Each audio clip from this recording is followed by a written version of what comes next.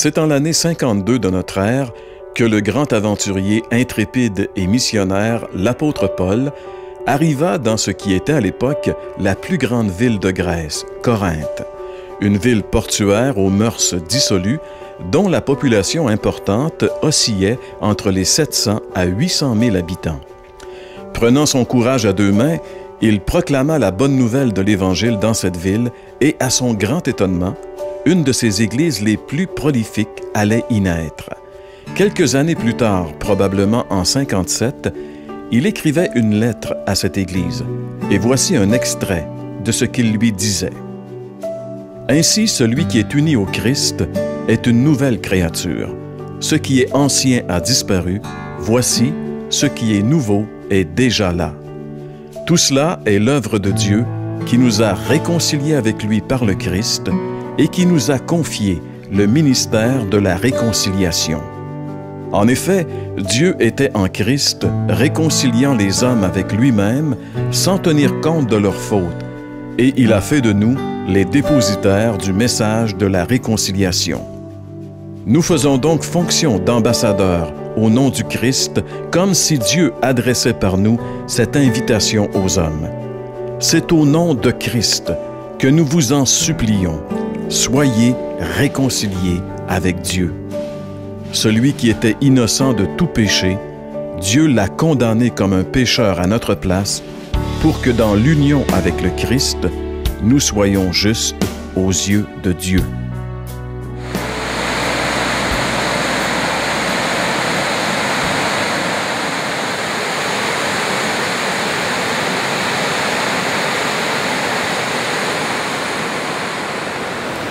Je me trouve présentement dans le comté de Portneuf sur un pont.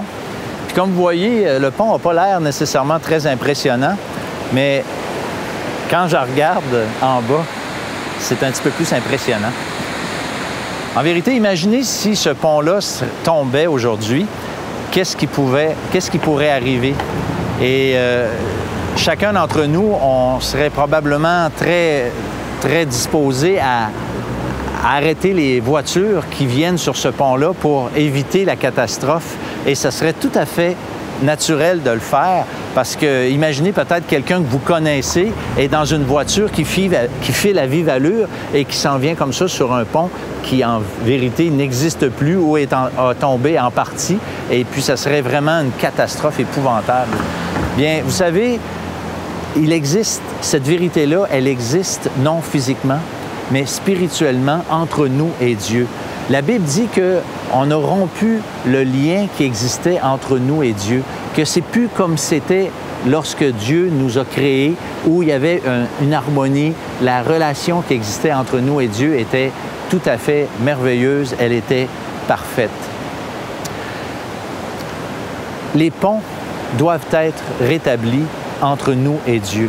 Et c'est un peu le message qu'on voudrait vous laisser aujourd'hui à l'heure de la bonne nouvelle. On a besoin d'être réconciliés avec Dieu parce que chacun d'entre nous, en vérité, on est sur la route de la vie et on s'en va tout droit vers la catastrophe si les liens entre nous et Dieu ne sont pas rétablis, non selon ce que moi je pense, mais selon ce que la Bible nous enseigne. Et c'est ça qui est important. Et à cause de ça, permettez-moi de vous dire franchement que la situation, elle est grave et il y a aussi une urgence d'être réconcilié avec Dieu. En ce qui concerne la gravité de la situation, le prophète Ésaïe, 700 ans avant Jésus-Christ, l'a exprimé de la façon suivante. Il a dit « Ce sont vos crimes qui mettent une séparation entre vous et votre Dieu. Ce sont vos péchés qui vous cachent sa face. » De la même manière qu'une faute peut briser les relations entre personnes, nos péchés, nos fautes envers le Dieu créateur, le Dieu qui est saint, le Dieu qui est juste, aussi brisent cette relation qui existait avant. Et normalement, quand il y a perte ou bris de relation entre deux personnes, il y a aussi toujours perte de privilèges. Il y a un de mes amis qui a 3 filles, au début vingtaine, desquelles il a encore la charge, et chacune d'entre elles a une carte de crédit au nom du papa. Et moi, quand il m'a dit ça, j'ai dit « Wow, tu leur fais vraiment confiance ». Mais en vérité, il avait raison de leur faire confiance.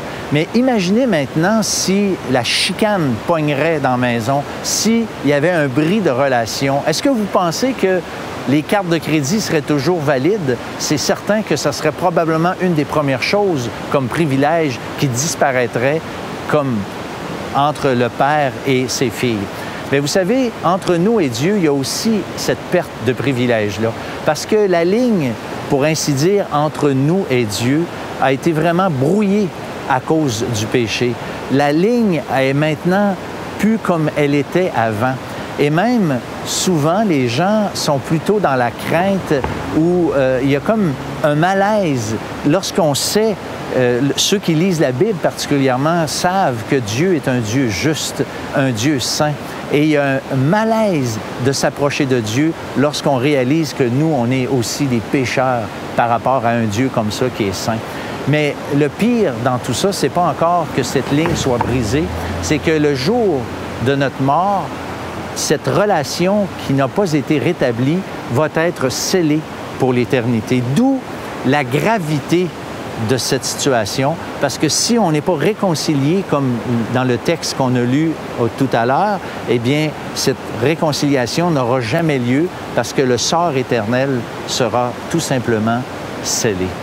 Mais il y a aussi l'urgence de la situation. Voyez-vous, si les gens sont tout près ici du pont qui est tombé puis qui roule à toute vitesse, eh bien, on n'a pas beaucoup de temps pour avertir ces gens-là. Et puis, chacun d'entre nous, en vérité, on roule sur la route de la vie sans réaliser qu'un peu plus loin, il y a un drame qui va se jouer. Et moi, je suis impressionné parce qu'il y a une de mes amies, une jeune femme en vérité, qui est infirmière.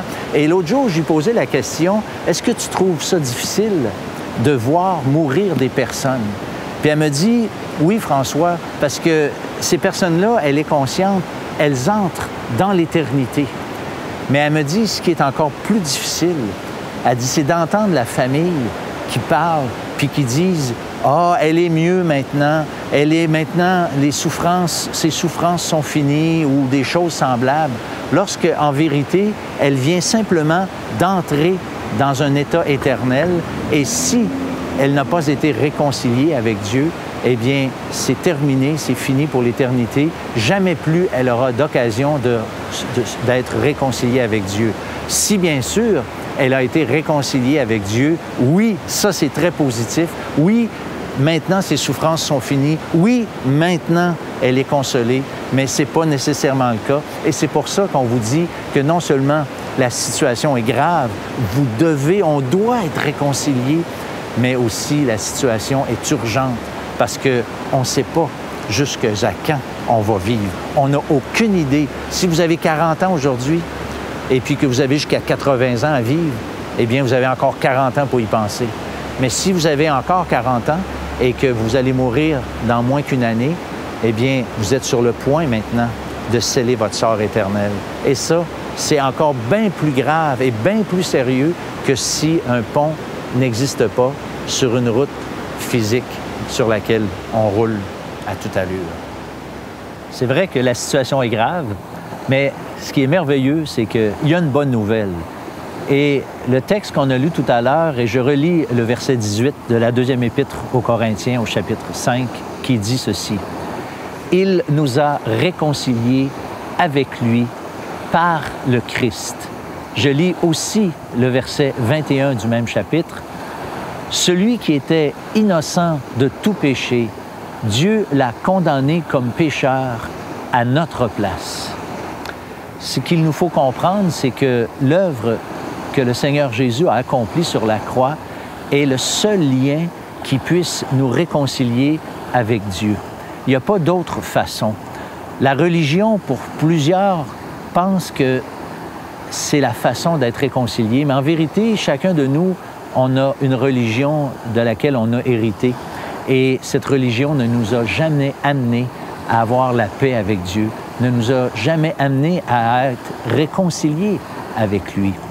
Et si je reprends l'image du pont, j'aimerais en faire une autre application. Et je vous dessine ici dans le sable ce que je veux vous montrer. D'un côté, il y a Dieu, et de l'autre côté du précipice, il y a les hommes. Et tous les efforts qu'on pourrait vouloir faire pour atteindre Dieu de l'autre côté sont tous, les uns comme les autres, vains. Par exemple, la religion ne peut pas nous amener vraiment à être réconciliés avec Dieu. La moralité ne peut pas enlever quelque responsabilité que ce soit en ce qui concerne nos fautes, nos péchés, parce qu'on l'a dit tout à l'heure, notre relation est brisée et ce n'est pas des bonnes actions, c'est une demande de pardon qu'on a besoin. Et vous avez, comme on a dit tout à l'heure, il y a vraiment un mur de séparation entre nous et Dieu. Et ce mur-là peut être annulé, enlevé par une seule chose, et j'ai nommé la croix du Christ, là où Jésus est mort pour nos péchés. C'est Dieu qui a condamné Jésus sur la croix. On a tendance à dire généralement que ce sont les hommes qui l'ont crucifié, et c'est tout à fait vrai, c'est un aspect de la vérité, mais c'est écrit aussi que Dieu l'a livré à la mort pour nos péchés, afin que nous puissions être réconciliés avec lui. De telle sorte que ce qui nous reste à faire comme être humain pour reprendre vraiment cette relation brisée avec Dieu, c'est de traverser de l'autre côté par la foi sur ce pont spirituel, pour ainsi dire, qui va nous amener à Dieu. Et c'est vraiment la seule façon d'être réconcilié avec Dieu. Alors, je vous pose la question, de quel côté êtes-vous? Avez-vous déjà été réconcilié avec Dieu en passant par la croix, ou vous voulez être réconcilié avec Dieu, mais vous avez essayé toutes sortes de choses qui, jusqu'à maintenant, ont bien fait la preuve que ça ne fonctionne pas? Alors, si vous voulez que ça fonctionne, il ne faut pas prendre l'idée que les hommes peuvent apporter, mais il faut prendre le plan de Dieu qui seul est efficace. Et Jésus est mort pour chacun d'entre nous. Il est mort pour mes péchés, il est mort pour vos péchés.